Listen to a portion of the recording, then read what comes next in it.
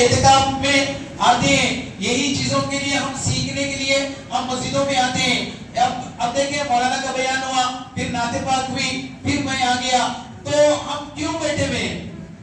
ہم کو کچھ معلوم ہونا ہے، اگر معلوم بھی ہے تو ہمیں نا برکتیں ملنا ہے، اسی لیے تو ہم بیٹھے،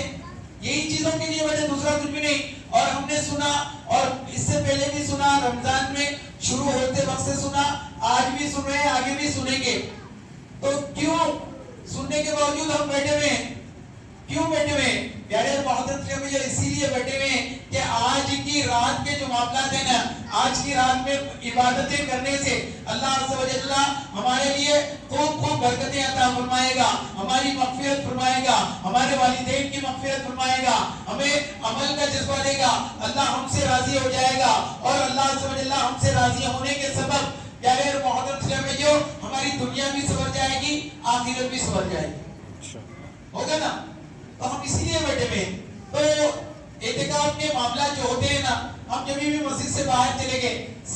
یعنی پیارے محترم جب یہ بنائے مسجد میں بھی گئے، اعتکاف رہتا ہے آپ کا، لیکن جب استنجا خانہ چلے جاتے ہیں، واش روم کے لیے چلے گئے، یعنی تمام طبعی حاجات سے فارغ ہونے کے بعد وضو کیا، وضو کرنے کے بعد پھر ہم اندر آگئے، مسجد میں آگئے، پھر ہم کہہ لیجئے کہ اعتکاف کی نیت کر لیجئے۔ اب جب اعتکاف کی نیت کرتے جائیں گے، ہمارے لیے برکتیں بڑھتی جائے گی، اور ہمارے لیے آسانی ہو جائے گی کہ رمضان کے بعد بھی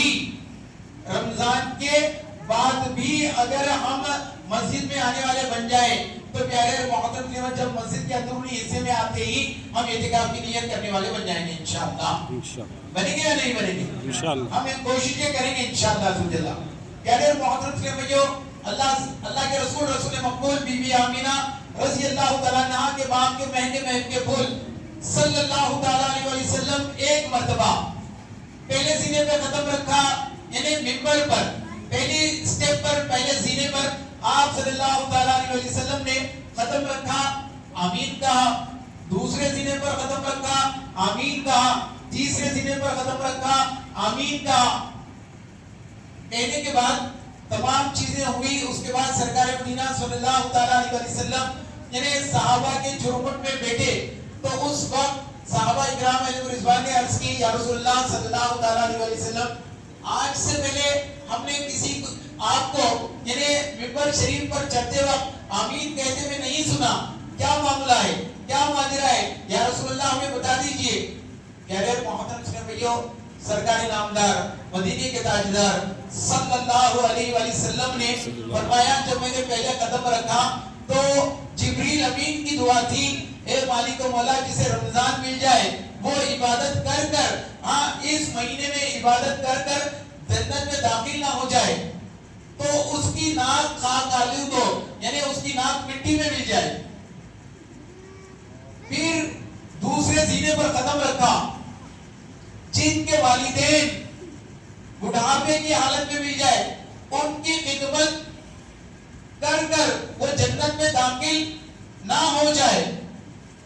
تو اس کے لیے سرکار مدینہ صلی اللہ علیہ وسلم نے فرمایا، جبریل نے کہا کہ اس کی ناک بھی خاک آلود ہو جائے،